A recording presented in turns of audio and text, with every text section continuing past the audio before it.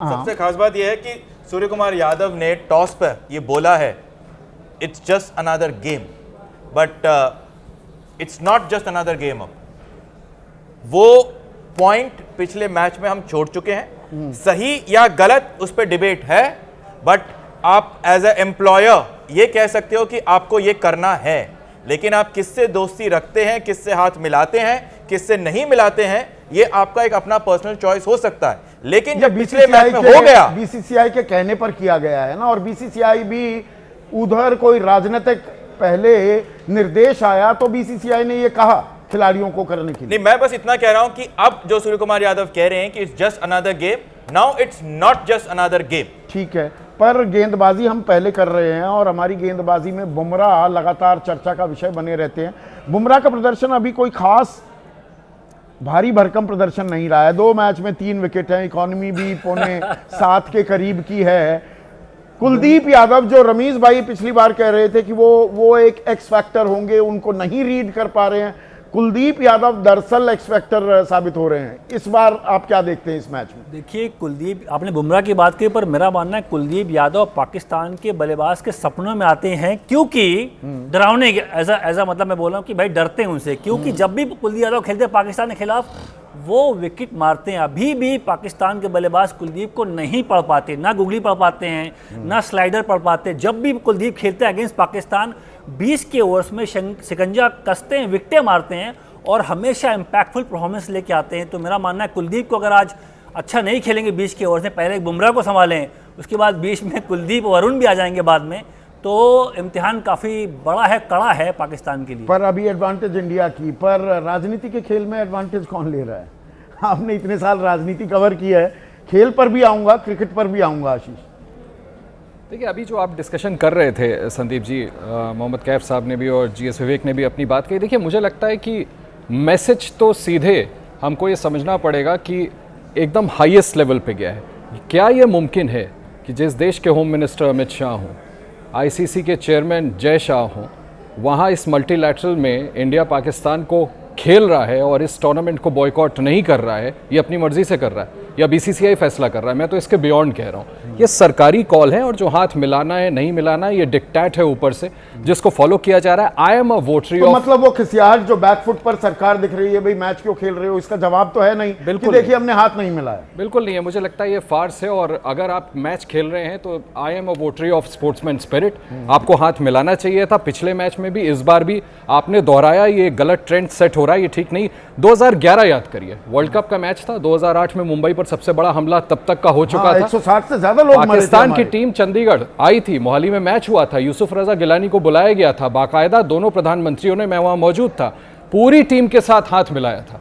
उस समय तो सरकार ने ऐसा, प्रधानमंत्री नवाज शरीफ की मां का जन्मदिन था, अनइनवाइटेड पहुंच गए थे लाहौर, बिल्कुल मैच देखने के लिए, तो ये उनके घर गए थे। बिल्कुल आप सही कह रहे थे, बिल्कुल आप सही कह रहे हैं। तो मुझे लगता है कि देखिए, ये सरकारी कॉल है, इस तरह से गवर्नमेंट्स न करें तो बेहतर, स्पोर्ट्स को स्पोर्ट्स से रहने दिया जाए। चलिए, यहाँ तक तो हो गया, पर अब खेल पर आते हैं जी। और आपके हाथ में गेंद है, भारतीय टीम के हाथ में भी अभी गेंद होने वाली है। आपकी निगाह में आपकी नजर किस खिलाड़ी पर होगी?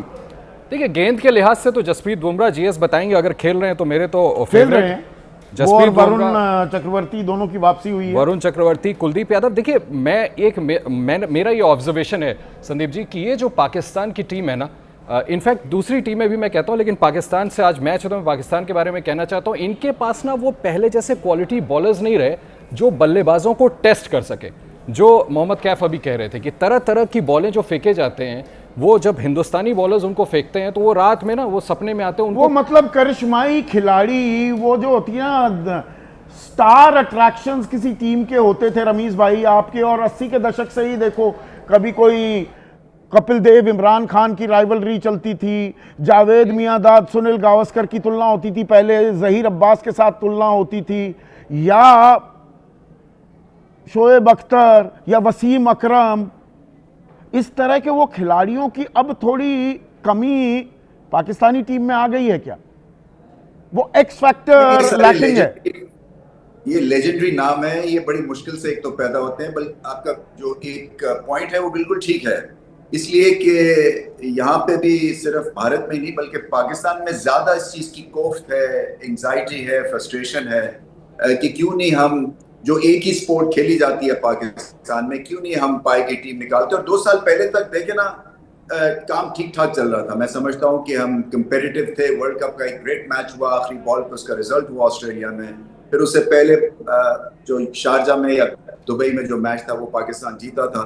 सो उसके बाद से एकदम से डाउनहिल मामला चला गया, इसलिए कि एक्सपेरिमेंटेशन मोड में पाकिस्तान क्रिकेट को डाल दिया। बहुत सारे स्ट्राइक रेट के ऊपर फोकस कि जी बाकी जैसे दुनिया क्रिकेट खेल रही है आप भी वैसे खेलें, नॉट रियलाइजिंग कि पाकिस्तान के पास उस तरह का स्किल लेवल नहीं है जैसे कि बाकी दुनिया की 1-2 टीम्स में है। बट एनीवे, मैं पहले भी बात की थी कि ये जो पाकिस्तान भारत का मुकाबला होता है ना, ये स्टैट से हटके भी होता है। ऑन पेपर तो ये मुकाबला होने नहीं चाहिए फिर, क्योंकि इतने ओवरवेलमिंगली फेवरेट है भारत। बट इसमें कई चीजें अब जुड़ी हुई हैं। पाकिस्तान देखें, या तो बहुत प्रेशर में खेलेंगे बिकॉज ऑफ नो हैंडशेक, या फिर उसका गुस्सा गुबार निकालेंगे थ्रू परफॉर्मेंस। और मैं सिर्फ एक्सपेक्ट यही कर रहा हूँ कि एक अच्छा चैलेंजिंग कंपेटिटिव मैच होगा।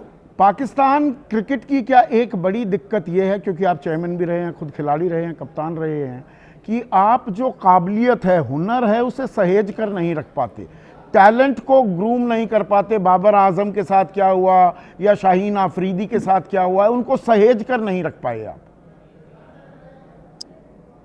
कुछ हद तक सही पॉइंट है, इसलिए कि ये बने बनाए सुपरस्टार्स हैं और इनकी बहुत दुनिया में फैन फॉलोइंग है। आई मीन बाबर आजम का अगर आप रिकॉर्ड देखें तो वो किसी से कम नहीं है।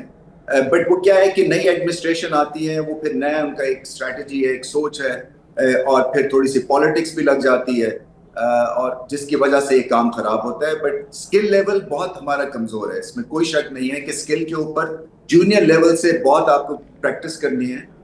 और मैं ये भी समझता हूँ कि अगर आप तीनों फॉर्मेट में वर्ल्ड चैंपियंस नहीं हो सकते तो इंस्टिंक्टिवली मैं समझता हूँ कि पाकिस्तान T20 में अच्छी परफॉर्मेंस दिखा सकते हैं, क्योंकि T20 हमारे ज्यादा डीएनए में है। तो T20 हाँ आपके ज्यादा डीएनए में। अभिषेक त्रिपाठी, भारत टॉस जीत गया है, हाथ नहीं मिलाया गया, उस पर एक आपकी टिप्पणी। और अच्छा, अभिषेक त्रिपाठी अभी निकल गए हैं, आपको जोड़ना चाह रहे थे। थोड़ा सा मैं बस आपको चुटकुला सुनाता हूँ जो बचपन से हम सुनते आते थे। पाकिस्तान बॉलिंग अटैक के बारे में, संदीप जी, क्योंकि आपने मुझसे बात की, अक्सर हम ये चुटकुला कहते थे कि वो टीम इतनी फॉर्मिडेबल थी, बॉलिंग लाइनअप इतना स्ट्रांग था कि इमरान खान, अगर गलती से आप किस्मत के धनी इमरान से बच गए, दूसरा ओवर वसीम अकरम, गलती से आप उनसे भी बच गए तो तीसरा ओवर वकार यूनुस, गलती से उनसे भी बच गए तो सकलेन मुश्ताक या मुश्ताक अहमद, और गलती से किस्मत के धनी चारों से बच गए तो इमरान फिर वापस। तो ये बॉलिंग लाइन इतनी स्ट्रांग थी और अब इतनी कमजोर और लचर हो गई है कि आप यहाँ बैठे, हम में से हम चारों लोग जानते हैं कि इंडिया हैंड्स डाउन जीतने वाला है मैच, हैंड्स डाउन जीतने वाला। कीर्ति आजाद, दोनों टीमों में कभी एक जमाना था कि अच्छा कीर्ति भी नहीं है, कैफ, एक जमाना था पाकिस्तान की गेंदबाजी के चर्चे हुआ करते थे, हमारी बल्लेबाजी की। वक्त कितना बदला है, कितना पलटा है? नहीं, वक्त तो बदल गया। देखिए, बॉलिंग तब भी मैं मानता हूँ उनके पास सभी भी थोड़े बहुत गेंदबाज हैं, पर बल्लेबाजी में बहुत गिरावट आ गई है। मतलब बल्लेबाजी तो इतने हद तक खराब हो गई कि वो ना स्टार्ट दे पा रहे हैं। उनका जो ओपनर है, वो फ़हीम क्या नाम है, वो तो शून्य पे आउट हो रहे हैं पहले, मतलब उनके रन नहीं बन रहे। तो आप चाहते हैं बतौर ओपनर, और दिक्कत क्या आती है, इनके ओपनर्स जो स्टार्ट देते हैं, जो फाउंडेशन सेट करते हैं, वहाँ पे बहुत तेज़ गति से गिरावट आई है। इसलिए इनकी जो बोलते ना कि बड़ा स्कोर 150, 60, 70, हमें याद नहीं आता कि पाकिस्तान ने कभी 190, 180 बनाया हो। अब जो भी मैच हारे भी हैं लोग हाल में अगेंस्ट इंडिया, वो 130 का भी चेस नहीं हो रहा, 150 चेस नहीं कर पा रहे। बॉलिंग तब भी मैं मानता हूँ उनके पास कहीं ना कहीं वो ढूंढ लाते थोड़े बहुत, पर बल्लेबाजी में बहुत ज़्यादा गिरावट। बाबर आजम खेलते हैं, वो भी तब भी इनके पाकिस्तान टीम हारती है। रिजवान खेले तो भी टीम हार जाती है। तो मेरा मानना है जो बैटिंग में जो गिरावट आई है उसकी भरपाई अभी तक पाकिस्तान नहीं कर पाई। और आज भी मेरे हिसाब से जो इंडिया की गेंदबाजी है उसके सामने मुझे लगता नहीं कि बहुत बड़ा स्कोर बना पाएगी। जी है, हमने बीसीसीआई की आलोचना भी की है कि भाई खिलाड़ियों को मोहरा नहीं बनाया जाना चाहिए, पर पाकिस्तानी क्रिकेट की जो गत है, बल्कि रमीज भाई पहले टिप्पणी आपसे चाहूँगा, पाकिस्तानी क्रिकेट की जो सूरत हाल है, बीसीसीआई क्या तारीफ के काबिल काम किया है कि ऐसी नर्सरीज भारत में पैदा कर दी हैं। ये भारत की T20 टीम, एक और टीम भी खड़ी हो जाए तो पता लगे वो भी हरा सकती है बाकी मुल्कों को। प्रॉब्लम ऑफ प्लेंटी हो गई है इंडिया में। इसमें कोई शक नहीं है। बहुत मेहनत की गई है और आई थिंक इसमें जो एसोसिएशंस का रोल बड़ा एक सेंट्रल रहा है, इसलिए कि वहाँ से जो नया टैलेंट है वहाँ से निकला है और क्वालिटी का निकला है। और फिर मेरे ख्याल से एनवायरनमेंट भी बहुत अच्छी है। आई थिंक कोचिंग के पॉइंट ऑफ व्यू से बहुत ज़्यादा जो है इम्प्रूवमेंट है। बट ट्रेडिशनली देखे ना, बैटिंग तो हमेशा से भारत की अच्छी थी। जो एक नया अरूज छुआ है वो बॉलिंग ने छुआ है, जिसकी वजह से फॉर्मिडेबल टीम बन गई है भारत की। यहाँ पे बहुत ज़्यादा इम्प्रूवमेंट हुई है। यहाँ पर इम्प्रूवमेंट हुई है और आपने ये तो आपकी आंखों देखी है जीएस। बिल्कुल। इंडिया वर्सेस पाकिस्तान, हमेशा पाकिस्तान की बॉलिंग वर्सेस इंडिया की बैटिंग होती थी, लेकिन पाकिस्तान कितना डिक्लाइन हुआ वो बहुत सब्जेक्टिव है। फैक्ट ये है कि इंडिया बहुत मजबूत हुई है, हमारी बैटिंग बहुत ज़्यादा इम्प्रूव हुई है और हमारी बॉलिंग, जैसे रवीश भाई ने कहा कि वो जसप्रीत बुमराह के होने से, वरुण चक्रवर्ती के एक्स फैक्टर से, कुलदीप यादव के रिस्ट स्पिन से हमें वो वैरायटी आ गई है। और अब ये ऐसा प्लेइंग 11 है जो अगर इंडियन टीम 70 पर अगर ऑल आउट होगी ना तो भी वो 7 ओवर में होगी, क्योंकि 10 के स्ट्राइक रेट से खेल रही होगी। पिछले मैच में पाकिस्तान की बैटिंग लाइनअप में सिर्फ 2 बल्लेबाज 100 के ऊपर के स्ट्राइक रेट से खेले। That is where the problem, the fearlessness जो है वो और इंडियन टीम इसमें में अभिषेक शर्मा वो नए राइजिंग स्टार हैं क्या T20 फॉर्मेट के, कम से कम अगर मैं कहूं? बिल्कुल है। अगर इंडिया पाकिस्तान का पिछला मैच का अगर आप रिजल्ट देखें तो सही मयूब, रमेश भाई उससे शायद बिल्कुल अग्री करेंगे कि वो उनका वंडर बॉय है। He is one of the perfect allrounders for Pakistan, जिसको वो काफ़ी देखते हैं। वो 3 मैच से 3-0 कर रहे हैं, रन नहीं बन रहे। अभिषेक शर्मा ने जो 3 स्टार्ट दिए हैं इंडिया को पावर प्ले में, उससे हम इतना परफेक्ट लॉन्च पैड कर चुके हैं कि ऑपोजिशन खत्म हो 3 पारियों में 99 run, not a bad score. T20 का टूर्नामेंट है ये। 225 की strike rate, that is most important point. आप 30 बनाइए, 20 बनाइए, 255 से अगर आप स्ट्राइक रेट से खेलते हैं तो इसका मतलब यह है कि आपने पावर प्ले एनकैश कर लिया। 20 ओवर में पावर प्ले एनकैश किया आपने, तो आपने एक लॉन्च पैड दे दी।